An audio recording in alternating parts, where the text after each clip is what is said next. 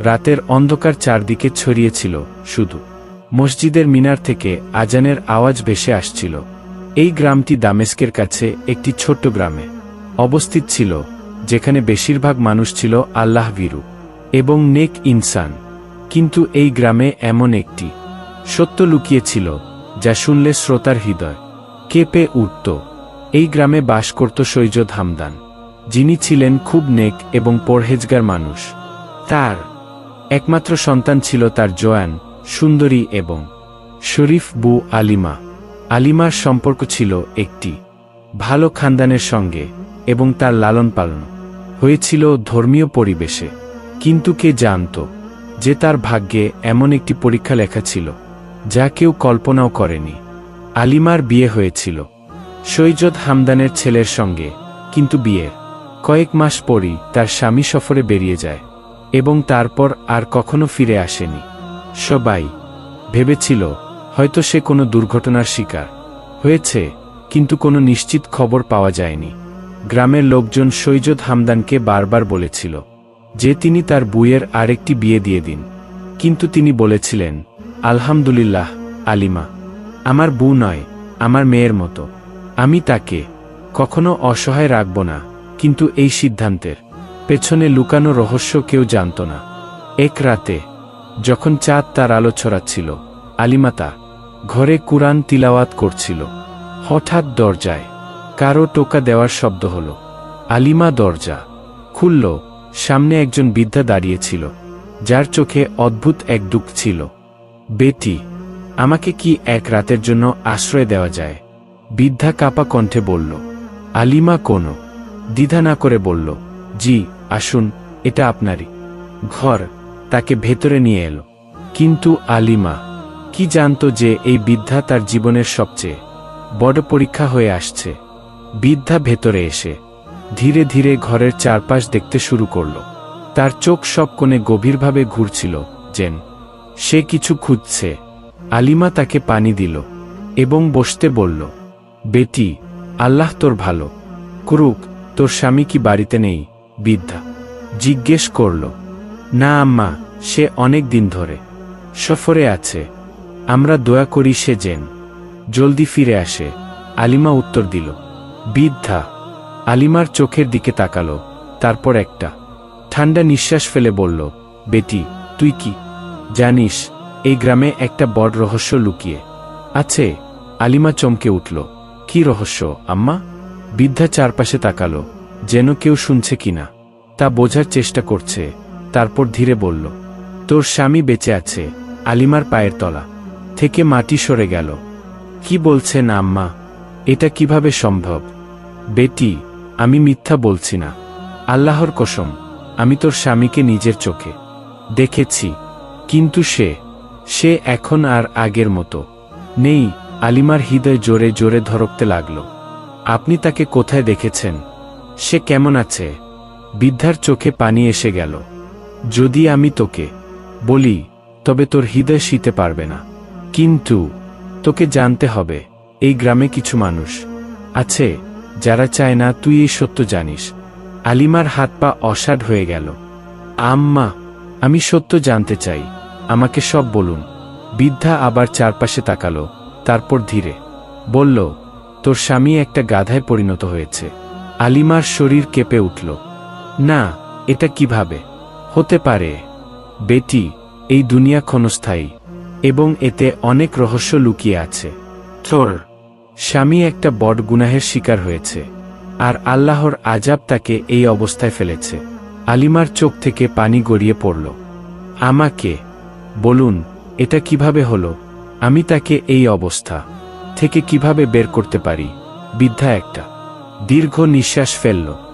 এর জন্য তোকে একটা খুব কঠিন সফরে যেতে হবে, এমন এক সফর যা তোর জানও নিতে পারে।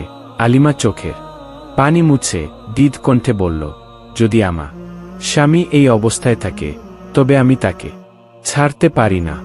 আমাকে বলুন, আমাকে কি করতে হবে? বৃদ্ধা আলিমার মাথায় হাত রেখে বলল, বেটি, ধৈর্য ধর, তোর পরীক্ষা এখন শুরু হয়েছে। আলিমার হৃদয়ে ঝড় উঠল। তার চোখের সামনে তার স্বামীর ছবি ঘুরতে লাগল। এটা কি সম্ভব যে একজন মানুষ গাধায় পরিণত হয়? আল্লাহর এমন আযাব কি কারো উপর আসতে পারে? তার মনে হাজারো প্রশ্ন ঘুরপাক খাচ্ছিল, কিন্তু বৃদ্ধার চোখে সত্য ছিল।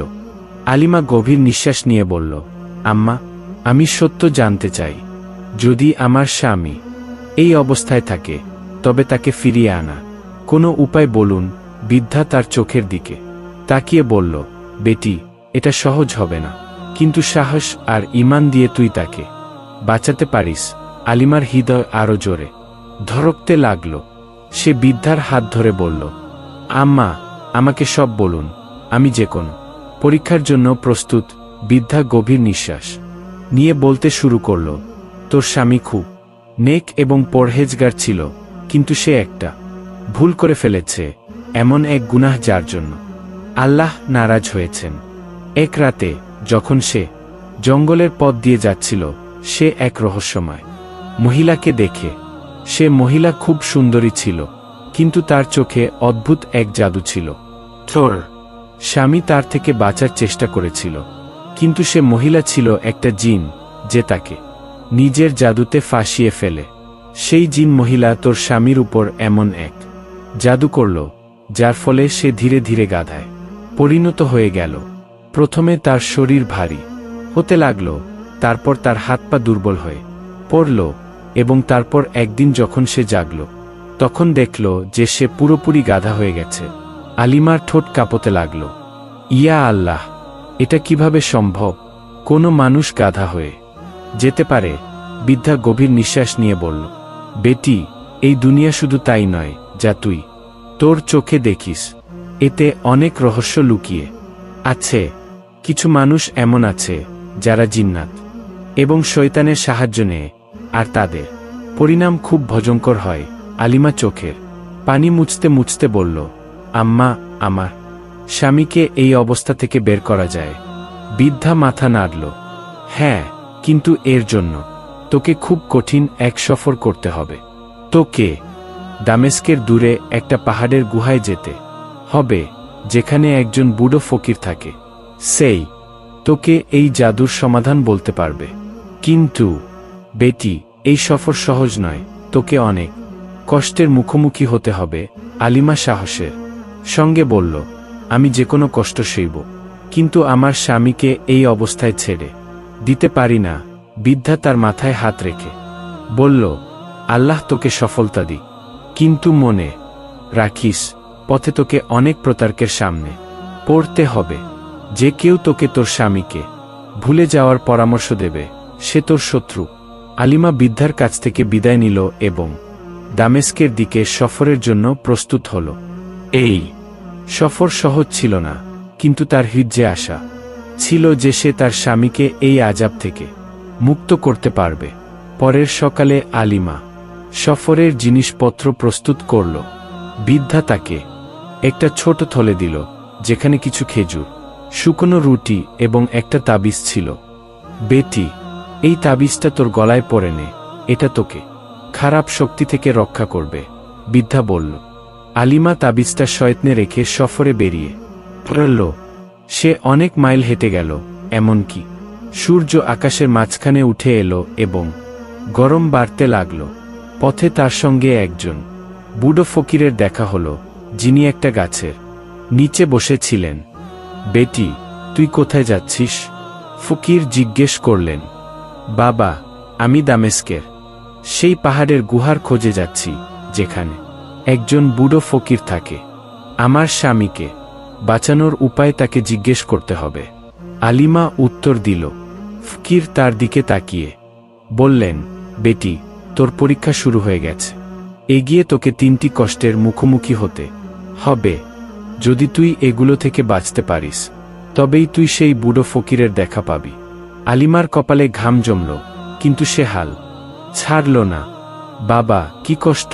ফকির তার শুকনো আঙুল তুলে বললেন, প্রথমে তোকে একটা এমন নদী পার করতে হবে যেখানে জিন্নাতের আধিপত্য। যদি তোর ঈমান দুর্বল হয়, তুই ডুবে যাবি। দ্বিতীয়, তোকে একটা এমন পাহাড়ে উঠতে হবে যেখানে শয়তানি আওয়াজ তোকে তোর স্বামীকে ভুলে যেতে বাধ্য করবে। যদি তুই দুর্বল হয়ে পড়িস, তোর স্মৃতি মুছে যাবে। আর তৃতীয়, তোকে একটা এমন গুহায় যেতে হবে যেখানে শুধু অন্ধকার আর অন্ধকার। সেখানে তোকে চোখ দিয়ে নয়, হৃদয় দিয়ে পথ খুঁজতে হবে। আলিমা আল্লাহর নাম নিল এবং বলল, বাবা, আমি প্রস্তুত। ফকির মাথা নাড়লেন এবং বললেন, আল্লাহ তোর রক্ষক। আলিমা তার সফর চালিয়ে গেল। কিছুক্ষণ পর সে নদীর তীরে পৌঁছাল। পানি একেবারে কালো ছিল এবং তা থেকে অদ্ভুত আওয়াজ আসছিল। আলিমা বিসমিল্লাহ পরে নদীতে পা রাখল। হঠাৎ পানি থেকে একটা অদ্ভুত জিন বেরিয়ে এলো, যার চোখ ছিল লাল। থাম, আর এক পা এগোলেই আমি তোকে গাধায় পরিণত করব। জিন ভয়ঙ্কর কণ্ঠে বলল। আলিমার হৃদয় কেঁপে উঠল, কিন্তু সে আল্লাহর উপর ভরসা রাখল। আল্লাহর হুকুমে তুই আমার কিছুই করতে পারবি না। আমি এখানে আমার স্বামীকে বাঁচাতে এসেছি, আর কেউ আমাকে থামাতে পারবে না। জিন জোরে হাসতে লাগল, কিন্তু যখন আলিমা আয়াতুল কুরসি পড়তে শুরু করল, সে ব্যথায় চিৎকার করে পানিতে মিলিয়ে গেল। আলিমা স্বস্তির নিঃশ্বাস ফেলল এবং নদী পার করল। কিন্তু সফর এখনো শেষ হয়নি। এখনো দুটো কষ্ট বাকি ছিল। আলিমার হৃদয় জোরে ধড়কছিল। সে প্রথম কষ্ট পার করেছে, কিন্তু এখন তার সামনে দ্বিতীয় এবং আরও ভয়ঙ্কর পরীক্ষা ছিল। সেই পাহাড় যেখানে শয়তানি আওয়াজ তাকে তার স্বামীকে ভুলে যেতে বাধ্য করবে। এই সফর সহজ ছিল না, কিন্তু তার ভালোবাসা এবং ঈমান তাকে প্রতিটি কষ্টের সঙ্গে লড়ার শক্তি দিচ্ছিল। আলিমা ধীরে ধীরে পাহাড়ের দিকে এগোল। সূর্য তখন ডুবে যাচ্ছিল এবং হালকা অন্ধকার ছড়িয়ে পড়ছিল। যেই সে পাহাড়ে প্রথম পা রাখল, তখনই তাকে অদ্ভুত একটা শব্দ শুনতে পেল। মনে হচ্ছিল যেন কেউ তার কানে ফিসফিস করছে, এসব বৃথা। তোর স্বামী গাধা হয়ে গেছে, সে আর কখনো মানুষ হবে না।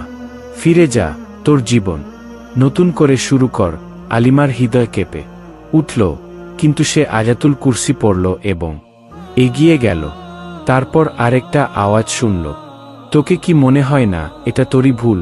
যদি তুই এত জেদি না হতিস, তবে এই অবস্থা হতো না। তাকে ছেড়ে দে, নিজের জীবন যাপন কর। আলিমার পা এক মুহূর্তের জন্য তুলে গেল, কিন্তু সে আল্লাহর নাম নিয়ে নিজেকে সামলে নিল। যত সে এগোচ্ছিল, আওয়াজগুলো তত জোরে হচ্ছিল। এবার তাকে তার স্বামীর আওয়াজ শুনতে পেল, আলিমা, আমাকে ছেড়ে দে। আমি গাধা হয়ে গেছি। তোর আর আমার কোনো সম্পর্ক নেই। আমি আর কখনো মানুষ হতে পারবো না। আলিমার চোখ থেকে পানি গড়িয়ে পড়ল। এই আওয়াজ শুনে তার হৃদয় ভেঙে যাচ্ছিল, কিন্তু সে তার ভালোবাসাকে দুর্বল হতে দিল না। সে জোরে বলল, না, আমি তোকে ভালোবাসি। যতক্ষণ আমার জান আছে, আমি তোকে বাঁচানোর জন্য যে কোনো কিছু করব। এই কথা বলতেই পাহাড়ে গুঞ্জনরত আওয়াজগুলো হঠাৎ থেমে গেল।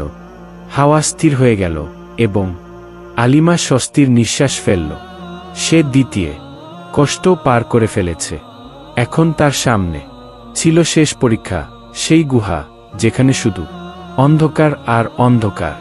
ফকির বলেছিলেন, এখানে তাকে চোখ দিয়ে নয়, হৃদয় দিয়ে পথ খুঁজতে হবে। আলিমা ধীরে ধীরে গুহায় প্রবেশ করল।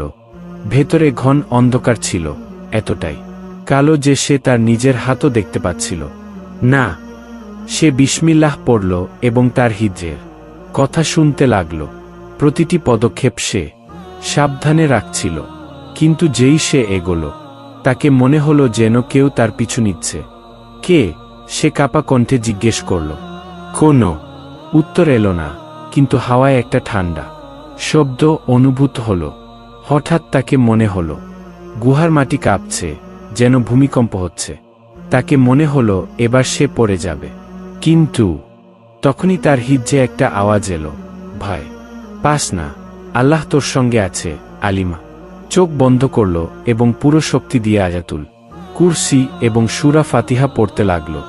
যেই সে পড়া শেষ করল, গুহার অন্ধকার ধীরে ধীরে কমতে লাগল। এবার সে দেখতে পেল তার সামনে একটা পুরনো কাঠের দরজা। দরজাটা ধীরে ধীরে খুলে গেল এবং ভেতরে একজন বুড়ো ফকির বসেছিলেন। ফকির আলিমাকে দেখে মুচকি হাসলেন। বেটি, এখানে পৌঁছাতে তোকে অনেক কষ্ট সহ্য করতে হয়েছে, কিন্তু তুই তোর পরীক্ষায় উত্তীর্ণ হয়েছিস। এবার আমি তোকে তোর স্বামীকে বাঁচানোর উপায় বলবো। আলিমা হাঁটু গেড়ে বসে পড়ল। বাবা, আমাকে যে কোনো কিছু করতে হলেও আমি প্রস্তুত, শুধু আমার স্বামীকে এই আযাব থেকে বাঁচান। ফকির গভীর নিঃশ্বাস নিয়ে বললেন, তোর স্বামীর উপর খুব শক্তিশালী জাদু করা হয়েছে। এটা কোনো সাধারণ জাদু নয়, বরং খুব পুরনো কালো জাদু। এটাকে ভাঙতে তোর 3টি জিনিস দরকার। প্রথমে তোর জমজমের পবিত্র পানি লাগবে, দ্বিতীয় তোর একটা সাদা কবুতরের পালক লাগবে, আর তৃতীয় তোকে সেই জিনের আসল পরিচয় জানতে হবে যে এই জাদু করেছে। আলিমার হৃদয় ধড়কতে লাগল। কিভাবে সম্ভব হবে? জমজমের পানি তো মক্কায়, আর সাদা কবুতর কোথায় পাওয়া যাবে? আর সবচেয়ে বড় সমস্যা, সেই জিনকে যে এই জাদু করেছে। ফকির বললেন, বেটি, তোকে প্রথমে মক্কায় যেতে হবে এবং সেখান থেকে জমজমের পানি আনতে হবে। কিন্তু এটা সহজ হবে না, পথে অনেক বাধা আসবে। কিন্তু যদি তোর ঈমান মজবুত থাকে, তবে আল্লাহ তোকে প্রতিটি মুসিবত থেকে বের করে আনবে। আলিমা মাথা নিচু করল। সে জানত এই সফর খুব কঠিন হতে চলেছে, কিন্তু সে তার স্বামীর জন্য যে কোনো সীমা পার করতে পারত। ফকির তাকে একটা ছোট শিশি দিলেন এবং বললেন, যখন তুই মক্কায় পৌঁছাবি, তখন এই শিশিটা জমজমের কুজোয় ডুবিয়ে দিবি। যখন এটা ভরে যাবে, তখন এটা ফিরিয়ে আনবি। আলিমা শিশিটা তার জিনিসপত্রের মধ্যে রেখে সফরের প্রস্তুতি নিতে লাগল। এখন তার গন্তব্য ছিল মক্কা, যেখান থেকে তাকে জমজমের পবিত্র পানি আনতে হবে। কিন্তু সে জানত না পথে কি কি মুসিবত তার জন্য অপেক্ষা করছে। আলিমার সফর এখন আরও কঠিন হয়ে গেল। দামেস্কের পাহাড় পার করার পর এখন তাকে মক্কায় যেতে হবে, যেখান থেকে তাকে জমজমের পবিত্র পানি আনতে হবে। কিন্তু এই সফর সহজ ছিল না। পথে অনেক পরীক্ষা তার জন্য অপেক্ষা করছিল। আলিমা তার জিনিসপত্র গুছিয়ে নিল এবং আল্লাহর নাম নিয়ে বেরিয়ে পড়ল। তাকে কয়েকদিন ধরে মরুভূমির মধ্য দিয়ে যেতে হল। সূর্যের তাপ ছিল তীব্র এবং পথ ছিল অত্যন্ত কঠিন। পথে তাকে কেউ চোখে পড়ল না, শুধু দূরদূরান্তে ছড়ানো বালি আর বালি। কয়েকদিন পার হয়ে গেল, পানি প্রায় শেষ হয়ে গেল। আলিমা তার হৃদয়কে মজবুত করল এবং আল্লাহর নাম নিয়ে এগিয়ে চলল। তখনই তাকে একজন উটে চড়া লোক দেখা গেল। সে ছিল একজন বৃদ্ধ আরব, যার চোখে গভীরতা ছিল। বেটি, তুই এই তপ্ত বালিতে একা কোথায় যাচ্ছিস? বৃদ্ধ জিজ্ঞেস করল। আলিমা মাথা নিচু করে বলল, আমাকে মক্কায় যেতে হবে জমজমের পানি আনতে। বৃদ্ধ কিছুক্ষণ ভেবে বলল, বেটি, এই সফর সহজ নয়। এখানে অনেক জিন্নাত এবং শয়তানি শক্তি ঘুরে বেড়ায়। যদি তোকে তোর লক্ষ্যে পৌঁছতে হয়, তবে প্রতিটি প্রতারণা থেকে বাঁচতে হবে। আলিমা সাহসের সঙ্গে বলল, আমাকে আমার স্বামীকে বাঁচাতে হবে। আমি যে কোনো পরীক্ষার জন্য প্রস্তুত। বৃদ্ধ মুচকি হেসে তাকে একটা পরামর্শ দিল, যদি পথে কোনো অপরিচিত তোকে মুখোমুখি হয় এবং কোনো শর্টকাট দেখানোর চেষ্টা করে, কখনো তাকে ভরসা করিস না। এই মরুভূমি খুব ধূর্ত। এখানে যে পথটা সবচেয়ে সহজ মনে হয়, সেটাই সবচেয়ে বিপজ্জনক। আলিমা বৃদ্ধের প্রতি কৃতজ্ঞতা জানিয়ে এগিয়ে গেল, কিন্তু সে জানত না মাত্র কিছু দূরে তার জন্য একটা বড় পরীক্ষা অপেক্ষা করছে। রাত হয়ে গিয়েছিল। আলিমা একটা পাথরের পেছনে বিশ্রাম নেওয়ার কথা ভাবল। যেই সে বসল, তখনই তার কাছে কারো পায়ের শব্দ শুনতে পেল। একটা নরম কিন্তু অদ্ভুত আওয়াজ এলো। আলিমা চমকে উঠল। সে চারপাশে তাকালো। তখন একটা লম্বা মানুষ চোখে পড়ল। তার চোখ ছকছক করছিল এবং সে অদ্ভুত হাসির সঙ্গে দাঁড়িয়েছিল। তুই কেন এত কষ্টের মধ্য দিয়ে যাচ্ছিস? যদি তোকে মক্কায় যেতে হয়, আমি তোকে একটা সহজ পথ দেখাতে পারি, লোকটা বলল। আলিমার মনে ফকির বাবার কথা পড়ল, কোনো সহজ পথ আসলে প্রতারণা হতে পারে। সে তৎক্ষণাৎ আয়াতুল কুরসি পড়তে শুরু করল। যেই সে কুরআনের আয়াত পড়া শুরু করল, লোকটা কষ্টে ছটফট করতে লাগল। দেখতে দেখতে তার রং বদলে গেল এবং সে একটা ভয়ঙ্কর জিনে রূপান্তরিত হল। তুই বাঁচতে পারবি না আলিমা, এই জাদু তোর সাধ্যের বাইরে, তোর স্বামীকে কেউ বাঁচাতে পারবে না। জিন চিৎকার করে হাওয়ায় মিলিয়ে গেল। আলিমার আত্মা কেঁপে উঠল, কিন্তু সে আল্লাহর শুকরিয়া আদায় করল যে সে এই প্রতারণা থেকে বেঁচে গেছে। এখন তাকে পুরোপুরি নিশ্চিত হল যে তার সফর আরও বিপজ্জনক হতে চলেছে। অনেক দিনের কষ্ট সহ্য করার পর অবশেষে আলিমা মক্কায় পৌঁছাল। সে কাবা শরীফ দেখল এবং তার চোখ থেকে পানি গড়িয়ে পড়ল। সে আল্লাহর দরবারে সিজদা করল এবং তার স্বামীর জন্য দোয়া করল। তারপর সে ফকির বাবার দেওয়া শিশিটা বের করল এবং জমজমের কুজোয় ডুবিয়ে দিল। আল্লাহর করুণায় শিশিটা নিজে নিজেই ভরে গেল। কিন্তু সাদা কবুতরের পালক কোথায় পাওয়া যাবে, এই প্রশ্ন এখনও তার মনে ঘুরছিল। আলিমা কাবা শরীফের কাছে বসে ভাবছিল। হঠাৎ তার কাছে একজন মহিলা এলো। তিনি বৃদ্ধা ছিলেন, কিন্তু তার চোখে অনেক গল্প লুকিয়ে ছিল। বেটি, তুই যেন গভীর চিন্তায় ডুবে আছিস, কোনো সমস্যা? মহিলা জিজ্ঞেস করলেন। আলিমা দ্বিধার সঙ্গে বলল, আমার একটা সাদা কবুতরের পালক দরকার, কিন্তু আমি জানি না এটা কোথায় পাবো। বৃদ্ধা হালকা হেসে বললেন, বেটি, মক্কায় একটা বিশেষ জায়গা আছে যেখানে সাদা কবুতর থাকে, কিন্তু তারা কোনো অপবিত্র মানুষের হাতে আসে না। যদি তোর পালক দরকার হয় তবে তোকে তোর হিজ্জের সত্যতা প্রমাণ করতে হবে। আলিমা মাথা নিচু করে বলল, আমি আমার ভালোবাসা এবং ইমানের জন্য যে কোনো পরীক্ষা দিতে প্রস্তুত। বৃদ্ধা তাকে মক্কার কাছে একটা বিশেষ জায়গার কথা বললেন যেখানে সাদা কবুতর পাওয়া যেতে পারে, কিন্তু সেখানে যাওয়ার জন্য তাকে আরেকটা পরীক্ষা পার করতে হবে। আলিমা বলা পথে হাঁটতে লাগল। যখন সে সেই জায়গায় পৌঁছালো তখন দেখল সেখানে অনেক সাদা কবুতর আছে, কিন্তু তারা কারো কাছে যায় না। তখন সেখানে একজন প্রহরী এলো। সে আলিমাকে দেখে বলল, যদি তোর সাদা কবুতরের পাল দরকার হয় তবে তোকে আল্লাহর উপর পূর্ণ ভরসা দেখাতে হবে। তোর কাছে শুধু একটা সুযোগ আছে, যদি তুই হৃদয় থেকে দয়া করিস এবং কোনো কবুতর তোর হাতে বসে, তবে তোর পালক মিলবে। কিন্তু যদি তারা তোর থেকে দূরে উড়ে যায় তবে তোকে খালি হাতে ফিরতে হবে। আলিমার হৃদয় তীব্রভাবে ধড়কতে লাগল।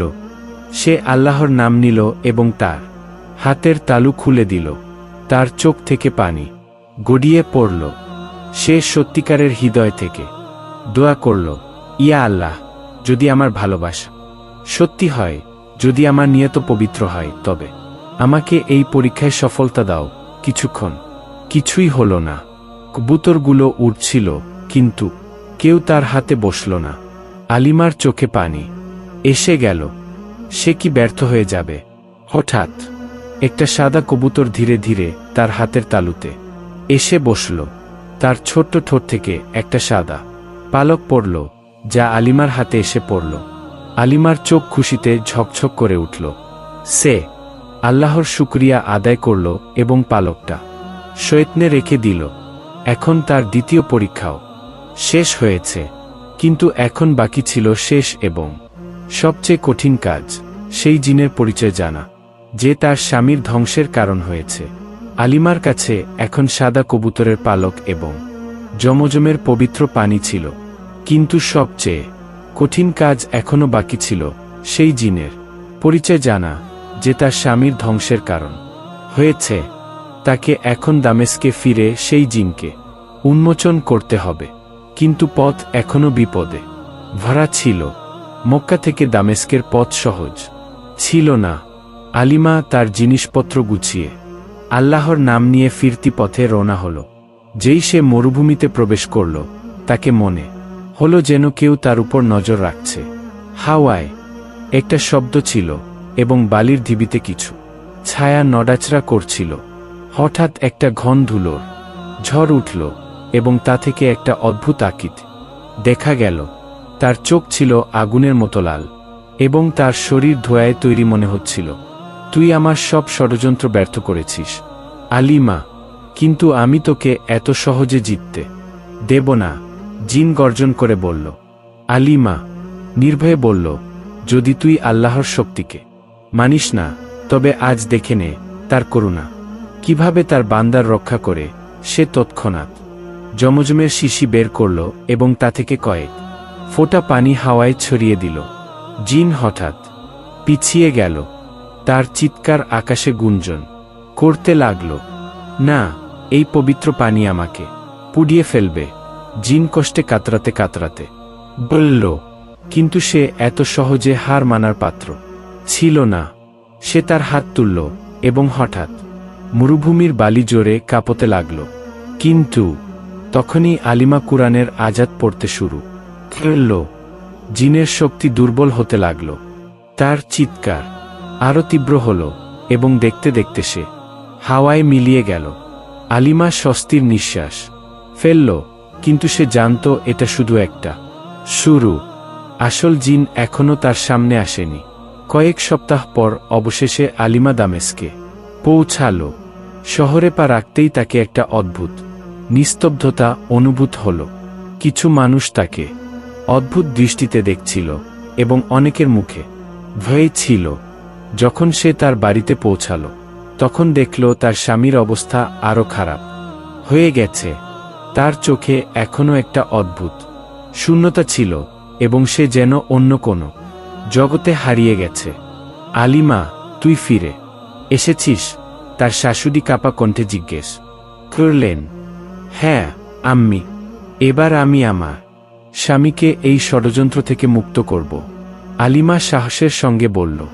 আলিমা তার শাশুড়িকে জিজ্ঞেস করল, আম্মি, যখন আমার স্বামীর স্বাস্থ্য খারাপ হতে শুরু করেছিল, তখন বাড়িতে কে কে আসত? শাশুড়ি কিছুক্ষণ ভেবে ভীত কণ্ঠে বললেন, শুধু একজন, আমাদের পুরনো বন্ধু হাকিম উমর। কিন্তু সে তো খুব নেক ইনসান। আলিমা চমকে উঠল।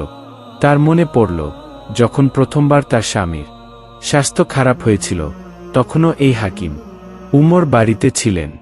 আমাকে তার সঙ্গে দেখা করতে হবে। আলিমা মনে মনে ঠিক করল। রাতের বেলা যখন পুরো শহর ঘুমিয়ে পড়েছিল, আলিমা হাকিম উমরের বাড়িতে পৌঁছাল। কিন্তু যেই সে তার বাড়িতে পা রাখল, তাকে একটা অদ্ভুত অনুভূতি হল। বাড়ির ভেতরে একটা বিশেষ গন্ধ ছিল, কিছু জাদুকরী এবং রহস্যময়। তুই এখানে কি করছিস আলিমা? হাকিম উমরের কণ্ঠ শোনা গেল। আলিমা সাহসের সঙ্গে উত্তর দিল, সত্য জানতে এসেছি। আমার স্বামীর সঙ্গে যা হয়েছে সেটা তোমার চক্রান্ত, তাই না? হাকিম উমর হঠাৎ হাসতে লাগলেন। তার চোখ ধীরে ধীরে লাল হয়ে গেল এবং তার চেহারা বদলে যেতে লাগল। কয়েক মুহূর্তের মধ্যে সে একজন মানুষ থেকে জিনে রূপান্তরিত হয়ে গেল। হ্যাঁ, এটা সব আমার চক্রান্ত ছিল। আমি তোর স্বামীর উপর এমন জাদু করেছি যে সে কখনো সুস্থ হতে পারবে না। আমি ভেবেছিলাম তুই হার মানবি, কিন্তু তুই তো খুব জেদি হয়ে গেছিস। আলিমা তৎক্ষণাৎ সাদা কবুতরের পালক বের করল এবং তা হাওয়ায় ওড়াল। হঠাৎ ঘরে আলো ছড়িয়ে পড়ল এবং জিন জোরে চিৎকার করে উঠল। না, এটা হতে পারে না। জিন কষ্টে চিৎকার করল। আলিমা জমজমের পানি বের করল এবং তা জিনের উপর ছড়িয়ে দিল। দেখতে দেখতে জিনের শরীর জ্বলতে লাগল এবং সে ব্যথায় কাতরাতে লাগল। আল্লাহর নামে তোর খেল এখন শেষ, আলিমা বলল। একটা শেষ চিৎকারের সঙ্গে জিন হাওয়ায় মিশে ছাই হয়ে গেল। পুরো বাড়ি কেঁপে উঠল এবং তারপর হঠাৎ সবকিছু শান্ত হয়ে গেল। আলিমা দৌড়ে তার বাড়িতে পৌঁছাল। যেই সে দরজা খুলল, দেখল তার স্বামীর চোখ খুলে গেছে। তার চোখে এখন আর কোনো অদ্ভুত চমক ছিল না। সে পুরোপুরি সুস্থ হয়ে গেছে। আলিমা, কি হয়েছিল আমার? সে ধীর কণ্ঠে জিজ্ঞেস করল। আলিমার চোখ থেকে পানি গড়িয়ে পড়ল। সবকিছু ঠিক হয়ে গেছে আমার স্বামী। আল্লাহ আমাদের সাহায্য করেছেন। পুরো বাড়ি খুশিতে উৎফুল্ল হয়ে উঠল। আলিমার শাশুড়ি তাকে জড়িয়ে ধরলেন এবং পুরো মহল্লায় এই খবর ছড়িয়ে পড়ল যে আল্লাহ একজন সাহসী মহিলার মাধ্যমে একটা বড় জাদুকর জিনকে পরাজিত করেছেন। আলিমা আল্লাহর শুকরিয়া আদায় করল। সে জানত এই সফর সহজ ছিল না, কিন্তু তার সত্যিকারের ভালোবাসা এবং ঈমান তাকে প্রতিটি কষ্ট থেকে পার করে দিয়েছে। জিনের ধ্বংসের পর আলিমার বাড়িতে খুশির ঢেউ বয়ে গেল। তার স্বামী পুরোপুরি সুস্থ হয়ে গেছে এবং এখন তার উপর কোনো জাদুর প্রভাব অনুভূত হচ্ছিল না। পুরো দামেস্কে এই খবর ছড়িয়ে পড়ল যে কিভাবে একজন মহিলা তার ভালোবাসা এবং ঈমানের শক্তি দিয়ে একটা ভয়ঙ্কর জিনকে পরাজিত করেছে। তার স্বামী আলিমার দিকে তাকিয়ে বলল, যদি তুই আমার জীবনে না থাকতিস তবে আমি কখনো এই বিপদ থেকে বাঁচতে পারতাম না। তোর ধৈর্য আর তোর সাহসী আমার শক্তি হয়েছে। আলিমার চোখ থেকে পানি ঝরে পড়ল। সে আল্লাহর শুকরিয়া আদায় করল, যিনি তাকে প্রতিটি কষ্ট থেকে বের হওয়ার পথ দেখিয়েছেন। কিন্তু এখনও একটা কাজ বাকি ছিল, ফকির বাবার সঙ্গে শেষবারের মতো দেখা করা, যিনি তাকে এই সফর পাড়ি দেওয়ার সাহস দিয়েছিলেন। আলিমা তার স্বামীর সঙ্গে সেই জায়গায় পৌঁছাল যেখানে ফকির বাবার সঙ্গে প্রথম দেখা হয়েছিল। কিন্তু যখন তারা সেখানে পৌঁছাল তখন কাউকে দেখতে পেল না। হঠাৎ একটা ঠান্ডা হাওয়া বইল এবং তাদের কানে একটা পরিচিত কণ্ঠ গুঞ্জন করল, বেটি, তোর পরীক্ষা এখন সম্পূর্ণ হয়েছে। আল্লাহ তোকে পরীক্ষা করেছেন এবং তুই তাতে সফল হয়েছিস।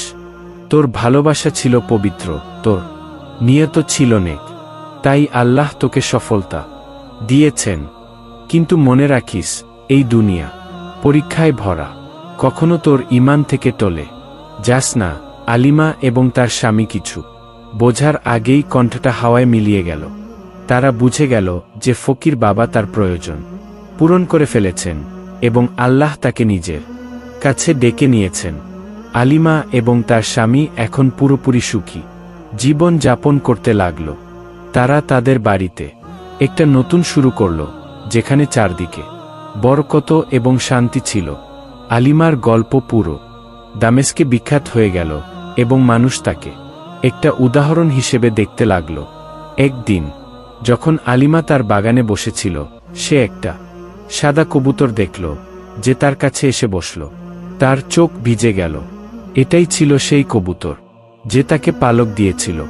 সে মুচকি হেসে বলল, আল্লাহর করুণা কখনো শেষ হয় না। তারপর সে তার দোয়ায় পুরো দুনিয়ার মানুষের কল্যাণ কামনা করল। এভাবে আলিমার গল্প শেষ হল, কিন্তু এটা প্রমাণ করে দিল যে সত্যিকারের ভালোবাসা, ধৈর্য এবং ঈমান দিয়ে প্রতিটি কষ্ট জয় করা যায়।